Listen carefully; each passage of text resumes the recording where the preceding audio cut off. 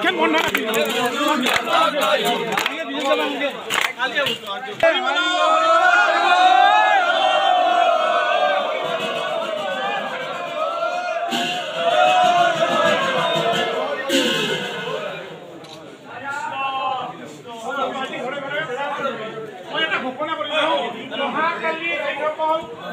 বৰপেটাৰ বাপ বান্ধৱ আইনপ্ৰিয়সকল অহাকালি আমাৰ সোণপুৰা সত্ৰৰ পৰা 10 বজাত পদব্ৰজে ৰেলী হ'ব। সোণপুৰা সত্ৰৰ পৰা আমি প্ৰথমে যাম ৰাখল থানত যাম আৰু ৰাখল থানৰ পৰা আমি বৰপেটাত আমি আগমন কৰিম আৰু আমাৰ বুঢ়া সত্ৰ নৱনিৰ্বাচিত বুঢ়া সত্ৰাধিকাৰ আমাৰ বাবুল ছাৰে আমাৰ সত্ৰত প্ৰৱেশ কৰিব। নমস্কাৰ। আচলতে মোৰ নিজা জয় নহয়, বৰপেটা বাসীৰ জয়। বৰপেটাৰ যিসমূহ ভকত তেওঁলোকৰ জয়। গতিকে এই জয়ৰ জৰিয়তে আচলতে আজি সমগ্ৰ বৰপেটাই জয়লাভ কৰা বুলি মই অনুভৱ কৰিছোঁ। গতিকে তেওঁলোকে আমাক তেওঁলোকৰ চৰণ স্থান দিছে, তেওঁলোকলৈ সশ্ৰদ্ধ প্ৰণিপাত জনাইছোঁ। প্ৰতিজন ভকতৰ পদধূলা শিৰত লৈ মই আগবাঢ়ি বুলি ভাবিছোঁ। বৰপেটা সত্ৰক আগুৱাই নিছোঁ।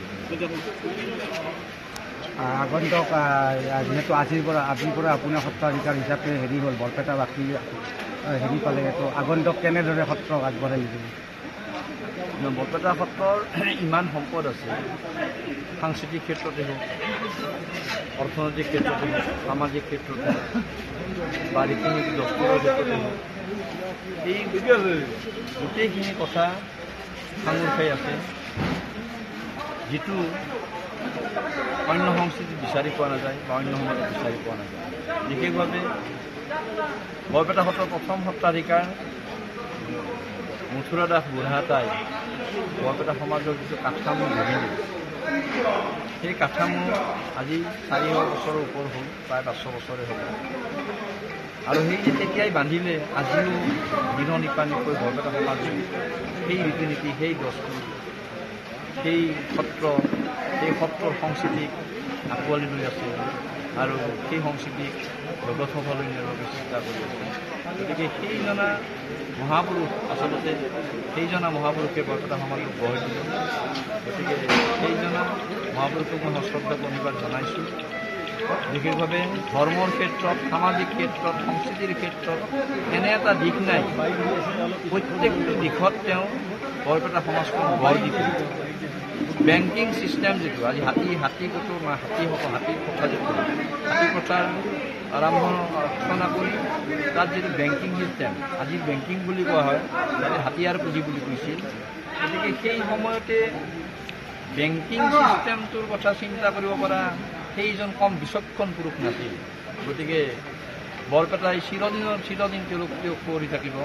অকল বৰপেটাই নহয়, বৰপেটা সত্ৰৰে প্ৰথম সত্ৰাধিকাৰ নহয়, আচলতে অসমৰে সমূহ সত্ৰৰ প্ৰথম সত্ৰাধিকাৰ মথুৰা দাস বুঢ়াতাই। গতিকে সেইখন আসন কিমান পবিত্ৰ আসন, মোৰ দৰে এটা নীতিন আচলতে বুঢ়াতাৰ তুলনাত মই বহু তল খাপৰ, বহু তল, তেওঁৰ চৰণৰ ধূলিৰ তলত মই।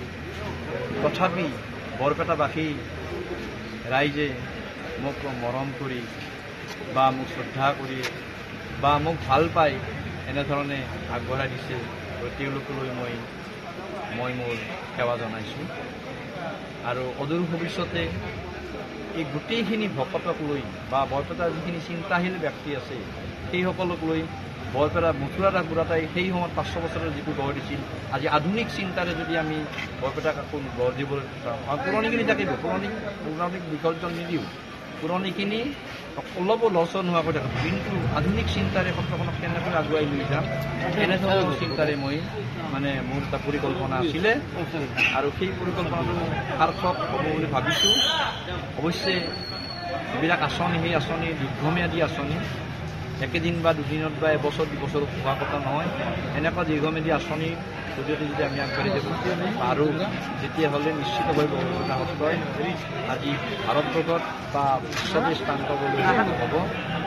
আৰু বিশেষভাৱে আমাৰ শাখা সত্ৰ, বৰপেটা সত্ৰৰ শাখা সত্ৰ এতিয়া 252খন আছে, অসমতে আবদ্ধ।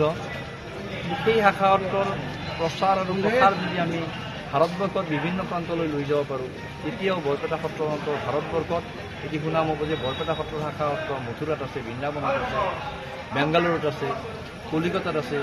গতিকে তেনেধৰণৰ চিন্তাধাৰাও আছে। কিন্তু এই এনেধৰণৰ চিন্তাধাৰা সহায় লাগিব। বৰপেটাত যথেষ্ট অভিজ্ঞ বিজ্ঞ যথেষ্ট পাণ্ডিত্যপূৰ্ণ লোক আছে। তেওঁলোকৰ মই বিভিন্ন ক্ষেত্ৰত মই উপদেশ ল'ম আৰু উপদেশ লৈ বৰপেটা কেনেকৈ আগুৱাই নিব, বৰপেটা সত্ৰক কেনেকৈ আগুৱাই, আমাৰ সংস্কৃতি কেনেকৈ আগুৱাই নিব পাৰি, তেনেকৈ মই তেওঁলোকৰ ওচৰত চাপিম আৰু তেওঁলোকৰ দিহা পৰামৰ্শ লৈ যদি আগবাঢ়ি যাব পাৰোঁ, নিশ্চিতভাৱে আজিৰ যিখন বৰপেটা 20 বছৰ পাছৰ বৰপেটাখনতো বেলেগ দেখা পাব।